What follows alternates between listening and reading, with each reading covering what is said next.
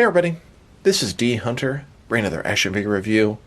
Today, we're going to be looking at the McFarlane DC Multiverse Collector's Edition Wave 3 Superman and Krypto the Superdog.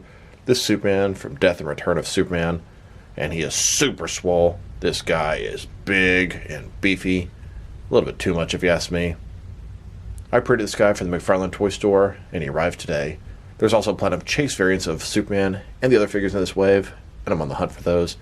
If anybody has a lead on where I might be able to get one, drop me a line in the comments below. Much appreciated.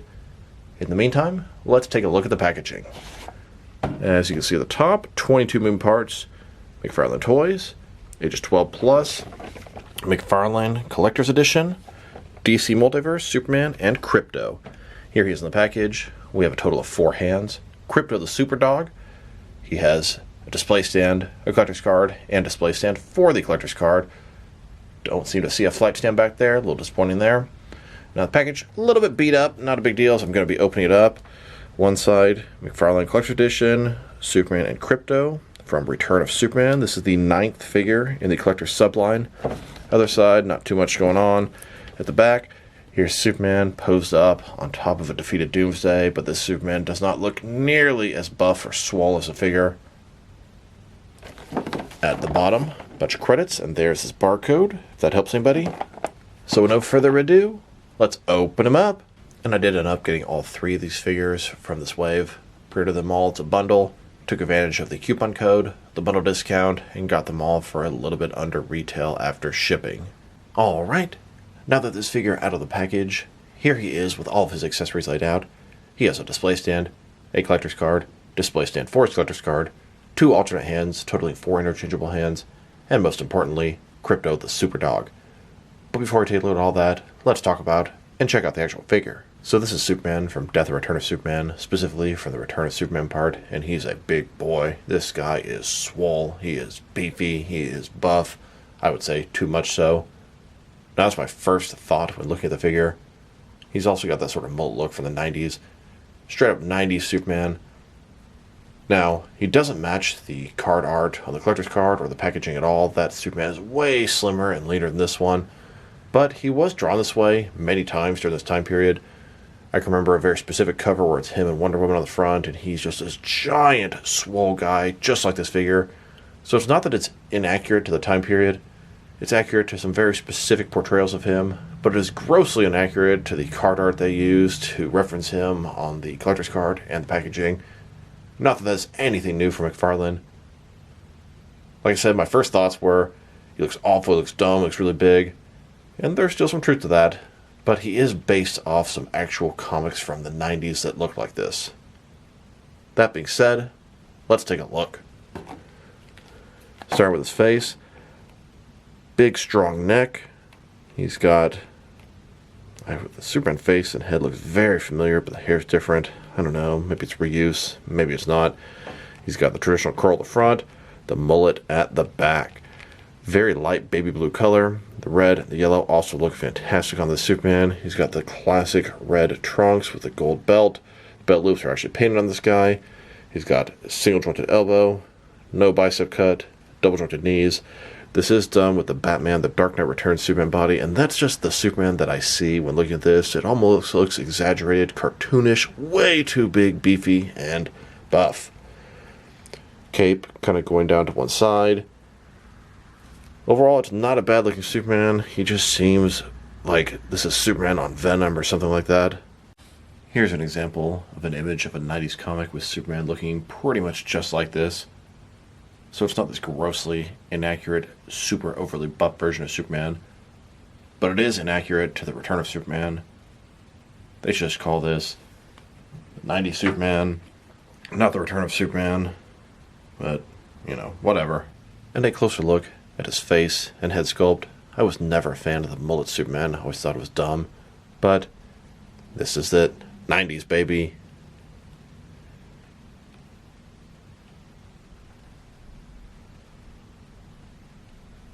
And here's the figure, broken down as far as he can go, with all of his removable parts detached. Now let's check out his accessories, starting off with the boring stuff. Here's his display stand. It's a display stand we've seen by McFarlane a ton of times before. The only difference is this one has a silver DC painted at the bottom, It's very thin, very basic. Superman figure, doesn't come with a flight stand, pretty annoying. Not for his collector's card. As you can see, it's an image of Superman holding the American flag on top of Doomsday. McFarlane Collector's Edition. On the backside, there is a description. If you want to read that, go ahead and pause now. And this doesn't do much for me, but if you want to display the card next to your figure, there's a stand to let you do that. It's disappointing to see this is where the extra money goes for the Collector's Edition price point. Now let's look at his hands. He has a total of 4 of them. 2 left hands and 2 right hands. Here he is with his first pair of hands. These are his fists. And here's his alternate pair of hands. This looks like a pair of grabbing, choking, or throwing hands. He doesn't come with a traditional pair of flight hands. Every Superman figure should, especially when they cost $30 a piece. Now let's look at Krypto. This is Krypto the Superdog. This is a really cool pack-in for a figure. It pretty much justifies the $30 price point, at least close. This is a dog that can fly and has super strength, has a cape just like Superman, and is part of the Superman family. So let's take a look. Starting with his face. Looks great. Dog is all white. It's got the black nose, black eyes, ears back. He has this yellow collar with the Superman sort of tag there. He has a cloth soft goods cape. Looks awesome. You can see the sculpting detail on his body, some of the muscles. It's great. Now the biggest problem is he's pre-posed. This figure has pretty much no articulation. He can rotate his neck, and that is about it. Now, we need a fully articulated Krypto, at least someone that can move all 4 of his legs, maybe his tail. And if you're going to give us a pre-posed Krypto, don't put one of his legs midway up in the air. That really limits what we can do with him. Still, I'm really happy I'm to the collection. Really happy to have the best Krypto in my collection. I have one other one that's not so good. Hope they do ace the Bat-Hound like this in the near future. And a closer look at his face and head sculpt. And there's nothing wrong with the sculpt of this toy. I just really don't like the lack of articulation. It'd be really nice if they could just give him a little bit. Here's McFarlane's Krypto, next to a Fisher-Price Krypto from the League of Super Pets movie. Even this crappy Fisher-Price Krypto has at least 5 points of articulation. Come on, McFarlane, you could have at least done that. Now I wanted to check out the differences or similarities to the Batman The Dark Knight Returns Superman. They use pretty much the same body, a different head, different paint job. So let's take a look. Starting with their heads, obviously they're completely different. This has the mullet 90's Superman look, and this one has that ugly Dark Knight Returns Superman. As we go further down, 100% the same body. They have the large, swollen, buff chest. You can see the same wrinkles on the fabric. Superman symbol, same size, although the paint job is quite different. He's in more sort of traditional classic colors. He's a little bit darker. They both have those abs that look weird and never really just line up properly. Single jointed elbows. Everything about these guys is 100% the same, except the paint job and the heads. But to tell you the truth, it looks way different than this guy. I'd say it's smart reuse, but this Superman should not be this big. Yes, there are some comics from the 90's where he is this big, but most of the time, he's not. And if you look at the reference material they used, he doesn't look like that at all. Now that we've taken a pretty good look at both the figure and his accessories, now for his height. From bottom to the top of his head, standing at about 7.3 inches tall, which could translate to 18.5 centimeters. Now for his articulation. Starting with his head, of course, it can rotate from side to side. He can look up, not really at all, down, good amount. Tilt his head from one side to the other. Shoulders on a ball joint goes out a little bit more than 90 degrees. Up, down, around, all that good stuff. He's got this butterfly joint between his shoulder and chest, increasing the range of motion and covering up the large gap that would be there, although I can't really get mine to budge much. No bicep cut. Single jointed elbow goes in about 90 degrees, and that has rotation to offset the lack of bicep cut. His wrist can rotate, and it's going to be hinged as well. His torso's got a ball joint. Rotate around, forward and back, at least a little bit. Another one is waist. Rotate around, forward and back, once again, just a little bit. Between the two, Good range of motion in the torso area, kind of limited, and just looks weird right here. Legs, complete dust splits, McFarlane style hip joints. Rotation is pretty good on him. Legs go forward about that much. Back, not much. Double jointed knees below that. Then his ankle. Forward and back. Rotate. Tilt, rock. And of course, to articulation. Here's Superman taking on Doomsday in the streets of Metropolis. Doomsday gets the upper hand, is about to kill Superman. And that's just what Doomsday does. Delivers a killing blow on top of Superman. And that may have taken care of the death of Superman. In this image here, this takes care of the return of Superman when he comes back and defeats Doomsday. Here's a look at Superman standing on a rooftop of Metropolis. He's got the American flag on one side and Krypto the Superdog on the other. Now let's check them out next to some other action figures, starting off with some other McFarlane Superman figures. Here's this Superman next to the Batman, the Dark Knight Returns Superman, which shares pretty much all the same parts besides the head. And here he is, next to the Action Comics number 1000 Superman. This is the first Superman figure McFarlane released, and still arguably the best out there.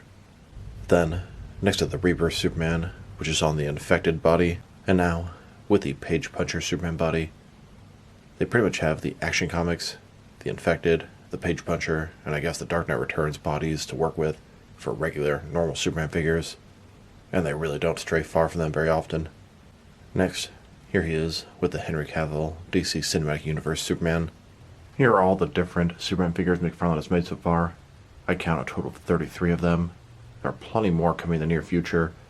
We have that classic Superman they showed with the smiling face. I believe there's another Superman in the JLA wave. I believe the next wave of Page Punchers is Superman based. And there's going to be plenty more after that as well. It's interesting that even after all these Superman figures, after 4 years, I still pretty much consider Action Comics 1000 my favorite. Although I actually prefer the one from the Superman vs. Atomic Skull 2-pack, but it's pretty much the same thing. I guess the 34th Superman figure is going to be the Platinum Chase variant of this big Swoll Superman. I will have to admit, somehow the Injustice 2 Superman didn't make it into the cut, so I guess once I have the Platinum Chase of the Collector Superman, I will have 35 different Superman figures. Here's a look at this Superman next to some of the Superman family members they've made. We have a couple different versions of Superboy and Supergirl. Happy to add Krypto to the mix, and there's a bunch of other Superman family members they need to make. Steel's probably the next one to come out. Now let's check him out with some other McFarlane Collector's Edition figures. Here he is, next to the first wave of Collector's Edition. We have the first appearance Superman, Alan Scott Green Lantern, and the Abyss, both the regular and the Platinum Chase variants. And here he is with Wave 2 of the McFarlane Collector's Edition, both the regular and Platinum Chase variants of Firestorm, Hawkman, and Sinestro. Then, next to the third in his wave of Collector's Edition figures, we have Captain Carrot, Return of Superman, and Batman as Green Lantern. Now each of these figures also has a Platinum Chase variant. I'm on the hunt for all three. If anybody has a lead where I can get one, please drop me a line in the comments below. Now the next Collector's Edition figure is Wonder Woman. Mine is scheduled to arrive tomorrow, fingers crossed. And the rumor I keep hearing is the next wave is going to be Captain Boomerang, Penguin, and Starfire. I hope that's true, as I can see some really cool stuff happening there, both regular and Platinum Chase variants. Now let's check him out next to some other recently released McFarlane DC Multiverse figures. Here he is, next to the Big Bad Toy Store exclusive gold label, black and white accent, Aquaman and Joker. Here's Superman, next to some recent McFarlane Toy Store exclusive gold label figures. We have the line art sketch Black Manta, the Batman Deadly Duo Joker, Patina variant of Merciless, and the Interrogation Room Heath Ledger Joker. And here he is, next to the Batman and Robin movie wave, Collective Build and Arnold Schwarzenegger Mr. Freeze. Then, next to a couple of recent Target exclusive figures, Midnighter and Wave Rider. And now, with the Target exclusive Flashpoint wave, Collective Build Cyborg, here's Superman, next to the Amazon exclusive glow-in-the-dark variants of the Infected Batman, Titan Joker, Swamp Thing, and Jon Stewart Green Lantern. And here he is, with some recent Entertainment Earth exclusive figures, Blacklight figure on the left, and some sketch liner figures on the right. Then, next to the Injustice 2, Superman and Brainiac. And now, with the Last Sun on Earth, Batman vs. Omega 2-pack. And finally, next to the Dark Knights of Steel Batman, and both versions of the Jim Gordon Batman. Now let's check him out next to some action figures from different various companies so we can see how he fits in both scale and style wise in case you want to know which lines you can mix him with. Since he's a McFarlane toy, they're typically the 7-inch scale. I'm going to start off my comparisons with some of the larger action figure lines I collect and work way smaller, and I'm going to include as many Superman figures as I can during these comparisons. Since we already checked him out, next to all the different McFarlane DC Multiverse Superman figures, here he is next to even more McFarlane toys. In front of you are 5 different action figure lines, all from McFarlane toys, all 7-inch scale, and now with some Jack-specific wrestling figures and some DST or Devon Select toys. Here's the Superman next to a tin of Christmas cookies. Here's the Superman next to some DC Direct and some NECA Superman figures. And here he is next to some Mattel and Jazzwares wrestling figures. Then with both some Mezco and Mattel Superman figures. And now with some Mafex and some Hasbro Marvel Legends. And finally, next to some SH Figure Arts and Jazzwares Fortnite figures. So overall, it's a cool Superman figure, but it's just way too damn big. Now, the Superman figure is accurate to some 90s comics, but not accurate to the source material, Return of Superman, and not accurate to the source material they included on the packaging and collector's card. That being said, it makes it kind of a disappointment. He looks kind of ridiculous, overly swole and buff, almost cartoonish. I do like the color scheme. The original sculpt is great for the Dark Knight Returns Superman, and he actually looked pretty good with the mullet on the head as far as the whole package deal. But if they're going to make this Swoll Superman, they shouldn't call it the Return of Superman. That's just not what the Superman is. The Krypto the Superdog, very cool accessory, just wish he was articulated. That's also kind of a disappointment, but still really cool to get him at the same time. The other accessories, extra hands, great. Missing some flight hands. The display stand for the collector's card. Frankly, that stuff kind of pisses me off because these figures cost extra and we're getting a bunch of stuff that I don't care about at all. He should have a flight stand. In fact, this whole wave should have a flight stand. Captain Carter's the only one that comes with it. But Batman's Green Lantern and Superman should have them as well, especially at this price point. If I were to rate this figure, I think I'm going to give him a 6 out of 10. And maybe I'm underscoring him. I mean, he looks good and I'm happy to have this version of Superman in my collection, but it's not the version they advertise it to be. So this is D Hunter. Thank you guys for watching this video. If you liked the video, press a like below. If you have anything you want to say about the video, add to the comment section. If you want to see additional action figure reviews from me, press subscribe. I do appreciate when you do that. Once again, this is D Hunter. Thank you guys for watching this video, and I'll talk to you guys real soon.